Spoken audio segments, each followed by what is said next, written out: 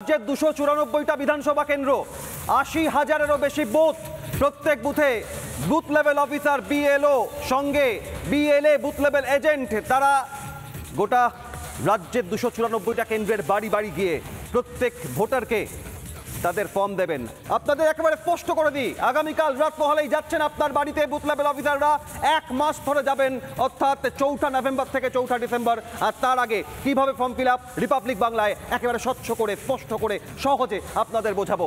আপনাদের দেখাই কিভাবে এমুনারেশন ফর্ম পূরণ করবেন। ফর্মে ভোটারের নাম, প্রথমে আপনাদের দেখাবো যে 2002 সাল লিস্টে যাদের নাম আছে এবং 2002-এর লিস্টে যাদের নাম নেই।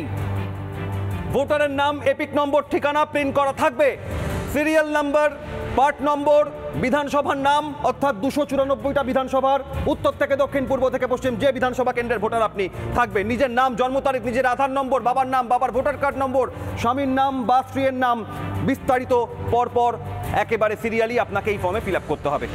ভোটারের নাম, এপিক নম্বর, ঠিকানা প্রিন্ট করা থাকবে, সিরিয়াল নম্বর, পার্ট নম্বর, বিধানসভার নাম, রাজ্য প্রিন্ট করা থাকবে, ভোটার কার্ডের ফটো প্রিন্ট করা থাকবে, রিসেন্ট তোলা নিজের পাসপোর্ট সাইজের রঙিন ছবি লাগাতে হবে। আর এরপর দ্বিতীয় ফর্মে কি থাকবে? ডেট অফ বার্থ, জন্ম তারিখ, Aadhaar number, mobile number, father's or guardian's name, তারপর তাদের এপিক নাম্বার, তারপর তাদের মায়ের নাম, এপিক নাম্বার, কোন বিধানসভার ভোটার আপনি এবং আপনার বুথ নম্বর কত, পর আপনাকে লিখতে হবে। ডেট অফ বার্থ, জন্ম তারিখ, আধার নম্বর, মোবাইল নাম্বার, বাবার নাম, বাবার এপিক নাম্বার, মার নাম, মার এপিক নাম্বার, এবং একই সঙ্গে স্পাউস অর্থাৎ আপনার স্ত্রী যদি থাকে অ্যাপ্লিকেবল তার নাম এবং এপিক নাম্বার, এবং একই সঙ্গে জেলার নাম, রাজ্যের নাম, বিধানসভার নাম, বুথের নাম সব পরপর আপনাকে ফিল আপ করতে হবে। নিজের জন্ম তারিখ, তারপরের ফর্মে কি থাকবে?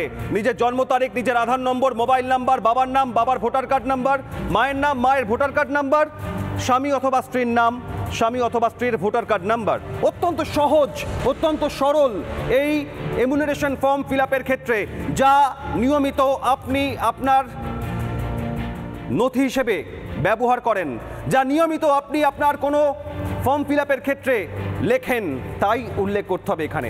এমন কোনো বিষয় নেই যা অত্যন্ত কঠিন বা জটিল। নিজের নাম, নিজের ভোটার কার্ড নাম্বার, বাবা বা মায়ের নাম, তাদের সঙ্গে সম্পর্ক আপনার, সব কিছু। তারপরের ফর্মে কি থাকবে? Date of birth, Aadhaar number, mobile number, father's or guardian's name, father's of guardian's EPIC number, অর্থাৎ মা অথবা বাবার এপিক নাম্বার, মা অথবা বাবার নাম, স্ত্রীর নাম, তার এপিক নাম্বার যদি অ্যাপ্লিকেবল, অর্থাৎ আপনি যদি বিবাহিত হন সেক্ষেত্রে।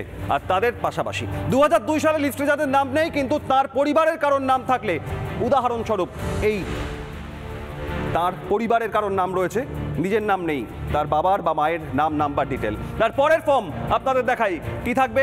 একই রকমভাবে 2002-এর ভোটার তালিকায় নাম থাকুক বা না থাকুক, তাদের প্রত্যেককে এই ফর্ম ফিল আপ করতে হবে, অর্থাৎ জন্ম তারিখ, আধার নাম্বার, মোবাইল নাম্বার, বাবার নাম, বাবার এপিক নাম্বার, মার নাম, মার এপিক নাম্বার, স্ত্রীর নাম, স্ত্রীর এপিক নাম্বার। আর ফর্ম আপনার বাড়িতে পৌঁছবে। 2002-এর তালিকায় নাম থাকলে কি করতে হবে? 2002-এর তালিকায় নাম না থাকলে মা বাবার ভোটার তালিকা অনুযায়ী যাবতীয় তথ্য দিতে হবে। দুক্ষেত্রেই নাম না থাকলে কি করতে হবে? যাবতীয় বিস্তারিত সমাদৃতা আপনাদের সামনে তুলে ধরেছেন, দেখুন। নানা ধরনের কন্টেন্ট দেখার জন্য লাইক করুন, শেয়ার করুন আমাদের ফেসবুক পেজ, সাবস্ক্রাইব করুন আমাদের ইউটিউব চ্যানেল। পাশাপাশি অন্যান্য ব্রেকিং নিউজের জন্য অবশ্যই চোখ রাখুন রিপাবলিক বাংলায়।